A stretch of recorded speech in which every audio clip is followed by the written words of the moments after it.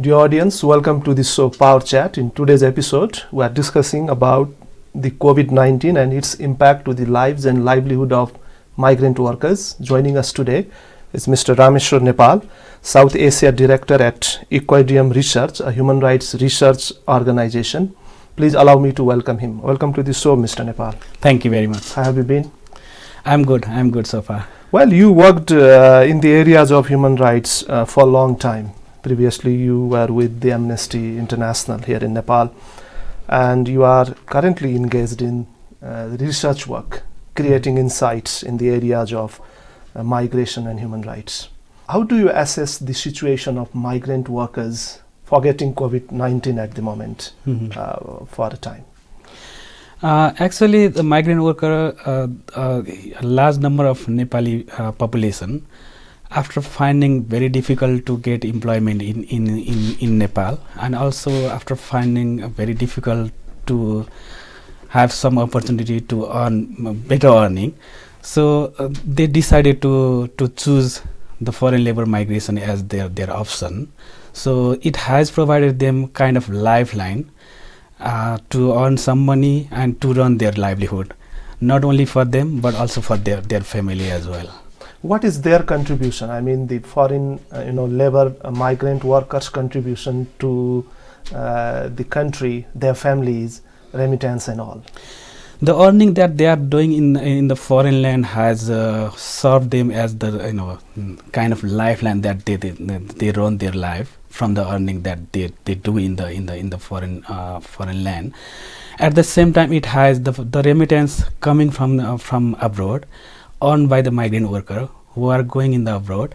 So it has contributed country's economy significantly. We have seen many examples, the positive example, that the remittance has been contributing country's economy very well. Nearly 30% of GDP, equivalent to the GDP amount, it has been contributed from the remittance coming from the migrant worker. Well, you are aware with the current situation. The world is suffering with coronavirus disease, COVID-19. Almost all countries across the world are suffering with this, including Nepal. Do you think that Nepal has well recognized the contribution of migrant workers addressing their concerns? Many migrant workers are stranded alongside Nepal-India border. Also, the migrant workers that they want to come back to this country from Gulf and other countries, they are having problem. Do you think that the country, the state mechanism supporting them, recognizing their contribution? The initial scenario from the government or the initiative that taken so far, that has not showed kind of positive indication so far. For example, the Prime Minister of Nepal have some conversation with the Prime Minister of the country where a number of migrant workers are working. Similarly, the Foreign Minister also had some conversation. But that conversation not driven to the level where the migrant workers are facing a number of challenges. The top level conversation has been carried out, but that has not been driven to the specific problem, or toward addressing the specific problem that being faced by the migrant worker. From that, what I can say is the initial indication is not encouraging one. What is the situation of migrant workers at the moment? Those who want to return to this country from Gulf countries, other countries, foreign labor migration and all. And what about the situation of migrant workers stranded alongside Nepal-India border? Actually, because of this COVID-19, there have been two types of impact on the migrant worker working abroad. One related to the health and hygiene. The second one is related to employment and the earning. So regarding the health and hygiene, there is the migrant workers who are stranded or working abroad. They are provided very limited information about how they can be protected themselves, or if anything happen, for example, the infection is spread, then what are the support available for them. That sort of information have not been provided adequately. Secondly, the worker are not provided protective material, for example. My organization conducted research in GCC country. In the initial days of that research, the research showed that up to 60% migrant workers were not provided with protective material and the equipment, for example, sanitizer, mask, and etc. Similarly, in many places, the work have been continued, which has pushed migrant worker into vulnerable situation. I can give an example. In Dubai, we interviewed 3 Nepali migrant worker women who were working in the cleaning sector. They had to travel by the public bus to go to the work because the work was not stopped. So one of them got positive, the corona positive, and she had to come back and stay at the room because the hospital authority said that they don't have bed and facilities that the hospital can admit her or provide for the treatment. So this sort of situation because of the continuation of the work. The first thing that we have found is the accommodation camps. It is very much overcrowded in general, and the employer and the authority are not able to provide the isolation services or provide proper quarantine services. So that has pushed migrant worker for the risk of infection. Similarly, it was also found that some of the infected workers are facing accessing health treatment. So in an example in Dubai again, a group of 7 migrant workers, 3 of them tested positive. So they made several telephone calls, and while talking with us, they said there is no any place that we haven't telephoned or accessed, but nobody came to pick them up. So other fellow worker also got infected or having some symptoms. So that shows that how migrant worker in crowded situation are putting their health at risk. So that is another issue. Similarly, there are some cases where there may be some discrimination between the citizen from the same country and citizen coming from abroad. For example, the migrant worker. So as per the what the migrant worker have been telling is, if the national from the same country want to go to the hospital and have the medical test, then it is easier for them, but the same thing is not that easier for the migrant worker. That means some sort of discrimination. So discrimination continues. Yes. I will come back to you on the research findings that you have carried out. Are you saying that the fundamental rights of the migrant workers alongside COVID-19 impact are not ensured by the stakeholders, the government? The government, in one side, trying their best to implement or to provide protection to the either worker or their own citizen, but it is not adequate, and it has not reached up to the migrant worker level. I mean, the migrant worker who are in the camp location or in the work, they are not provided proper protection or the adequate protection. What are your key suggestions to the government of Nepal for carrying out immediate actions so that the rights of migrant workers are ensured with this COVID impact? The government of Nepal has come up with some of the opinion publicly, saying that there are embassies who will be providing support to the migrant worker, but our embassies in the general situation were also not well equipped or well capacitated to deliver the proper service to the migrant worker, and it is beyond their capacity now to deal with the current pandemic or the current crisis situation. So the immediate step could be forming at least 2-3 kind of machineries or mechanism, the emergency mechanisms. For example, to deal with the diplomatic level, the top level diplomatic level, and the another mechanism could be the rapid response kind of mechanism, where migrant workers who are either stranded or having difficulties can contact that machinery, or the family at home, they can contact to the machinery, and the machinery can kind of analyze the situation and decide about the possible support to be extended to the migrant worker through the top level kind of the diplomatic kind of machinery that I was suggesting previously. Well, you referring to the contribution of remittance to the GDP of this country, that is high, above 30%. What would happen when the countries that Nepali migrant workers are now received would change their policies with the impact of COVID-19, and the migrant workers would prefer to return or come back to Nepal? What should Nepal government do alongside ensuring their both the health and well-being, and also the employment and economic well-being? Perhaps there has to be some arrangement or preparation to bring back the worker who are stranded or who are facing difficult situation. At the same time, some of the government, including UAE, they have been requesting the country of origin to take back their worker or their citizen home. So that indication has already seen.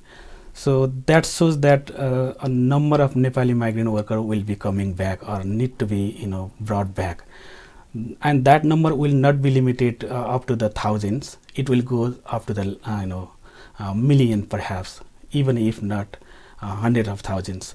So if that happen, or that will be happen definitely. So when the migrant worker will come back, then there has to be some preparation to put them into the quarantine, for example, or provide the health facilities. That the journey will begin from arranging those things, and also there will be another round of non-health pandemic, I would say. That is the pandemic of the unemployment, because Nepal is not in a ready position to provide employment or to consume that workforce within Nepal. So the government has to start planning urgently to provide the employment, or to generate the employment, or to think about the alternative plans. Well, don't you think that the recklessness by the state actors, especially that of the local governments and the provincial governments alongside Indian borders, the Mahakali River and all, many people are stranded around.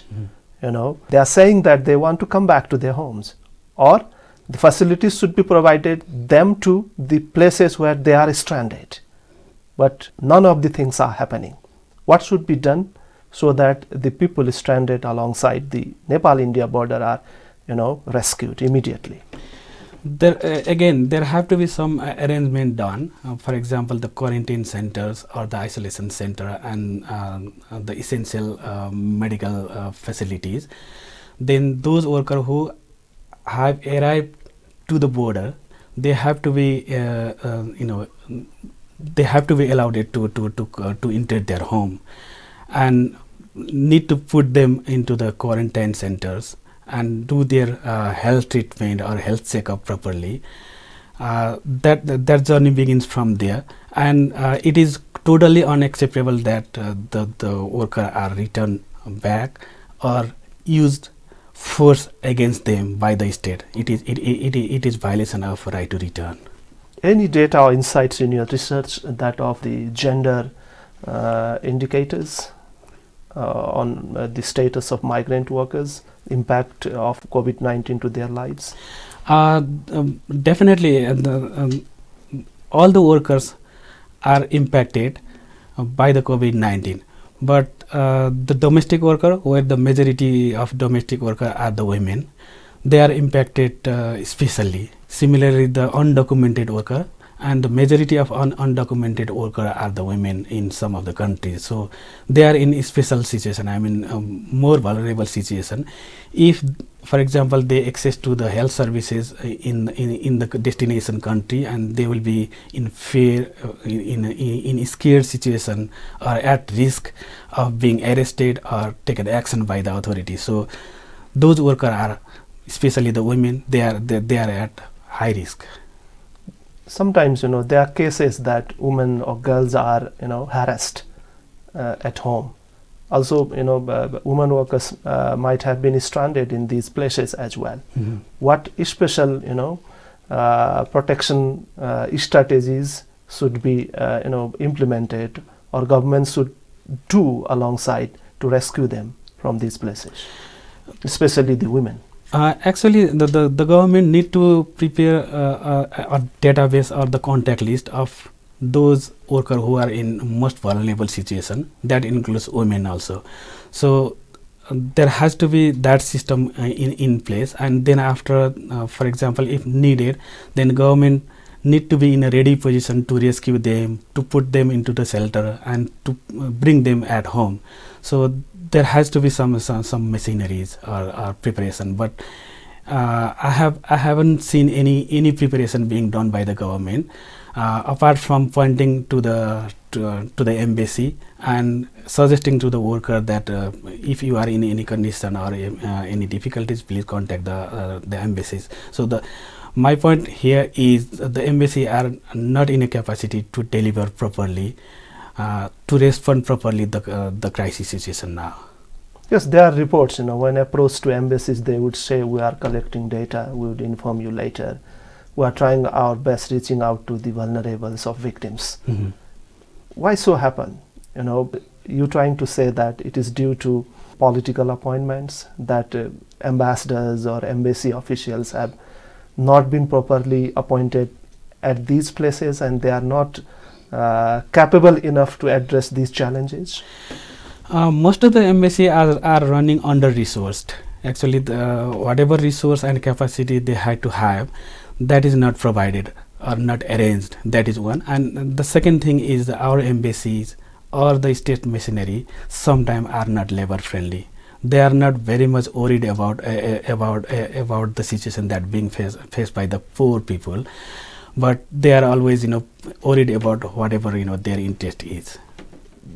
They were not oriented about the migration or labor laws that Nepal is a state party, that Nepal has ratified with several ILO conventions and all, or they don't want to know this. What is the reality? A number of examples have proved that they are not oriented properly, as you mentioned. From the statement or from the response they are giving, we can observe very easily that they are not provided proper training on the international standards or the human rights or the labor rights. Yes. You mentioned that million people would come Nepal at least, provided that the countries would change their policies on foreign migrant workers, migrant workers. What would be the preparation of Nepal reintegrating the returnees in Nepal? There have to be some proper plan to engage more people within the home. Actually, I mean, in country actually. Nearly 500,000 of workers come to the labor market every year, but a few thousand have been occupied in the labor market home. The other have to go to the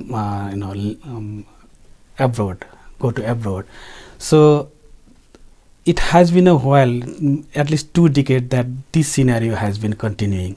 So the government is not putting together the proper plan to occupy or to consume the labor force within the country.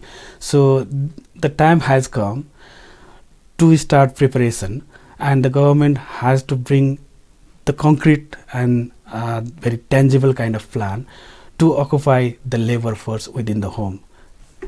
Well, how do you observe the role of United Nations in Nepal? There are many organizations, some or other were touching upon the issues of migrant workers, labor force, refugees and all. There is IOM, ILO, UNHCR and all. Are there efforts, supporting to the government of Nepal? Okay. Or there is room for improvement alongside their technical or monetary support? Whatever role the international agencies, including UN and IOM, ILO, they are doing good. But at the same time, there is a question that whether whatever they have been doing is adequate, given the problem being faced by the Nepali migrant worker either to protect the rights of the migrant worker or to, for example, to provide the opportunity of employment at home. I mean, the support of those international organizations had to be driven also to create the employment opportunity at home, so that those migrant workers had not to travel abroad by leaving the family and the country. You have been engaged in research most of your career time. How do you assess the implementation status of different policies and laws that Nepal has formulated here in Nepal within the backdrop of constitution and with the UN International Convention on the labor force? We have very good laws. For example, the Foreign Employment Act 2007, that is perceived as one of the best law in the world itself, amongst other. But if you see the implementation, then it is frustrating. For example, the law allows the authority to take action against one who is committing kind of deceptive practice or who are involved in abusing the poor migrant worker, for example. But if you go through the record of or the data of the authority, that doesn't show that the proper action has been taken against those who are deceiving the migrant worker or extorting migrant worker, for example. Similarly, if you see the scenario, if you see the provision in the constitution, right to employment, that has not been materialized. So from that also we can say whatever plan and policy are in place that have not been properly implemented, which has impacted the poor people. Well, Mr. Nepal, there are many interesting issues you are sharing with us, but we are coming to the end of the show. Any final thoughts that you want to share to our audience very quickly that I have left to ask you? Actually, there are migrant workers abroad who are facing very difficult days and very difficult situation. So some of them are need to be rescued, or there has to be some arrangement that allows migrant workers to come back home. So the government has not to be intolerant towards those migrant workers either coming to the border or wanting to come home from the third country. So there has to be some arrangement to bring back those workers immediately who are in the difficult position or crisis situation. That is one. Secondly, to provide proper protection or the diplomatic intervention, there has to be a machinery or the mechanism established immediately. Thirdly, there has to be another machinery or the mechanism to respond the crisis situation where the migrant worker abroad can contact and use that facilities, and also the family of the migrant worker can contact and get the help from the government institutions. Well, thank you very much for your time. It was a pleasure talking to you. Thank you. Dear audience, time now to wrap up this show. Keep watching us. See you next week. Namaste.